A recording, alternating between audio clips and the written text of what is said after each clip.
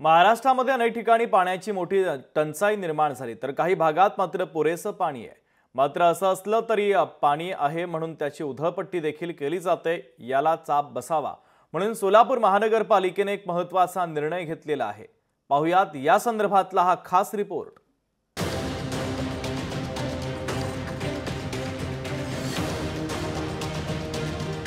पाणी वाया घालवाल तर दंड भराल, सोलापूर महानगरपालिकेचा सज्जड दम। मनपाच्या निर्णयाला सोलापूरकरांचा विरोध। दुचाकी धुण्याकरता पाण्याचा यथेच्छ वापर, रस्त्यावर सांडलेलं पाणी, ही सगळी दृश्य महाराष्ट्रात अनेक ठिकाणी दिसतात। सोलापूर सुद्धा त्याला काही अपवाद नाहीये। आता याच पाण्याच्या नासाडीवर सोलापूर महानगरपालिकेची करडी नजर असणार आहे।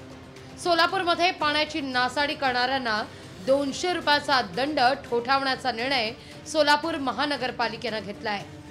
सोलापूरला पाणी पुरवठा करणाऱ्या उजनी आणि हिपरगा धरणातला पाणीसाठा कमी झालाय, म्हणून महापालिकेने हा कठोर निर्णय घेतला।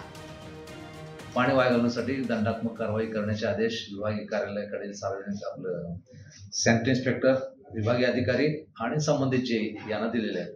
कुणालाही जरी दिसलं तर ते दंड करू शकतात। दंड नाही भरला तर ती रक्कम त्यांच्या टॅक्सला जमा होईल, नंतर फौजदारी गुन्हा सुद्धा होऊ शकतो। सोलापूर महानगरपालिकेने जरी हा निर्णय घेतला असला तरी सोलापूरकरांचा मात्र या निर्णयाला विरोध आहे। दंड वगैरे करणं हे नंतरची गोष्ट आहे। जोपर्यंत तुम्ही व्यवस्थितरित्या महापालिकेच्या हद्दीतील लोकांना व्यवस्थित पाणी पुरवठा करत नाही तोपर्यंत तुम्हाला असं दंड वगैरे आकारण्याचा अधिकारच नाही। पहिला पाण्याचं प्रेशर कमी आहे आणि पाणी वेळेवर येत नाही, स्वच्छता पाणी येत नाही, घाण पाणी दिलं जातं।